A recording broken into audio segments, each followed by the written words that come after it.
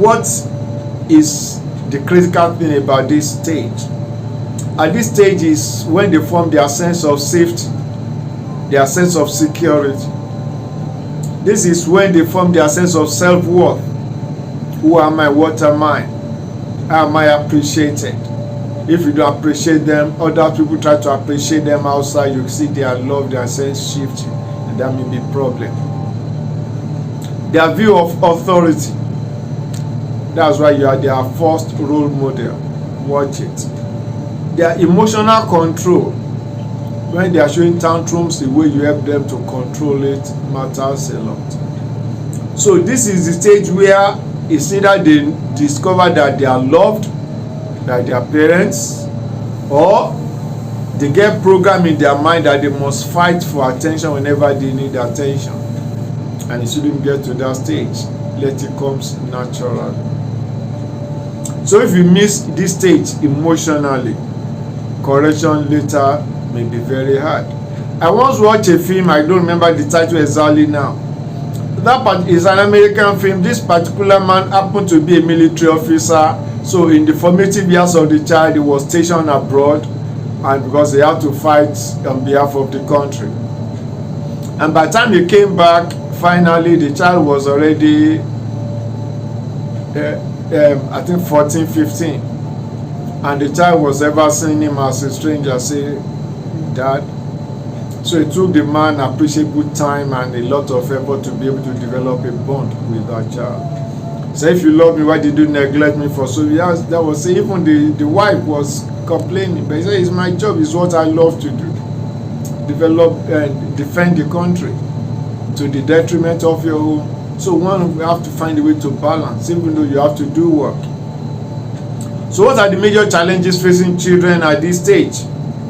Number one is emotional neglect. Like one I gave in the live stream. A child was neglected and the child was crying, and the auntie had to ask, why are you crying? He said, I want to get married. So why do you want to get married? Because I want someone to share my faith, to share my emotions.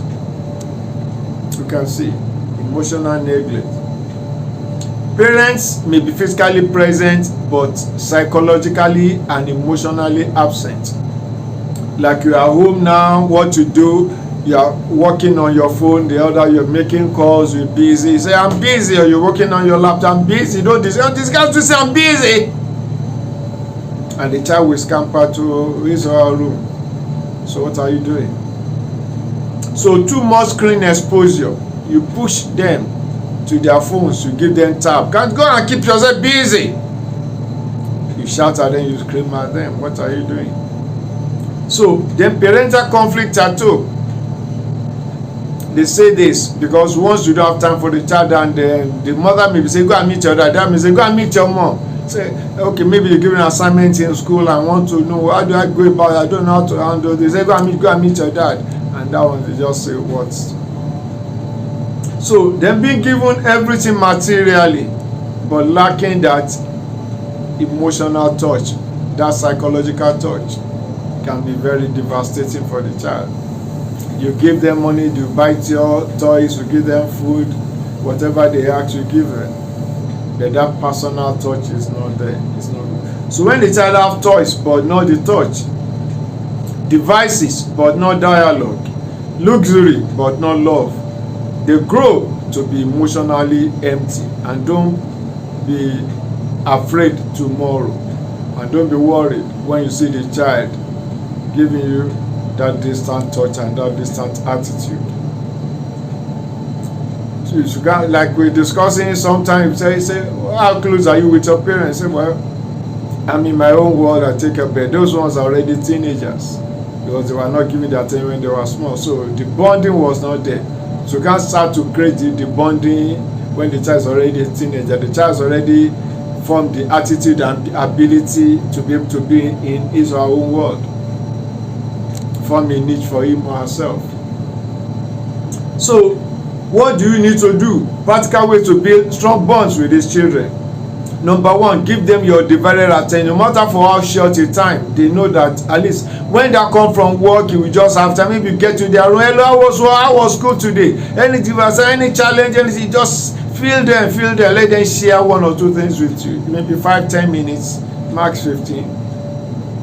And if you are still in that formative years, bedtime story, just tell them one story. Hello, good night, God bless you, sweet dreams. Let them hear your voice. So you play with them. Play is their language. They want that touch, they want that feeling, they want that emotional bond. So try to enter into their world, then read to them. That's why when you watch those films you want to watch in those, they say they're called bedtime story. Read to them, tell them stories. Let them know that they have a parent, not just a resource provider. So now reading with them builds their vocabulary, emotional understanding, and attention span.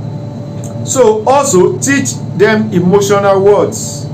Instead of saying stop crying, say what's happened to you, how are you feeling? Don't say stop crying. You don't know what's making the child to cry. You just say stop crying. No, you need to know what makes the child cry. Go to the source and the root of the thing. You are not looking happy. You're so, what is it? Why is your heart? Why are you looking so sad? Don't say what's happening. Change your. No, you don't shout at the children. You want to bond with them. So then when you set boundaries, let them understand the boundaries, then be consistent with it. So the danger of wealth without bond can be very dangerous.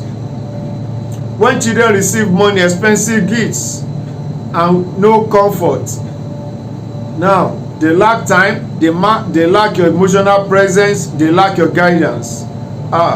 They may develop insecurity, entitlement mentality, attention seeking behavior. That's when they have to try to fight for your attention. Then difficulty forming healthy relationships later. And children don't primarily need things, they need your presence. And some children, in order to get the parents' attention, become mischievous. They know that when they do mischievous things, there is a problem, they will be called upon you, then you will have time. Some of them become troublesome in school, because when they become trouble, they know that the school system will call you. Then that time you don't have, you create that time, but they may do something nasty at home. That's why some of them go into substances and drugs, so that at least that time you know you have attention, things like that. So if your child is between 2 and 7, please, this is a clarion call for you to develop quality time for that child. Very, very important.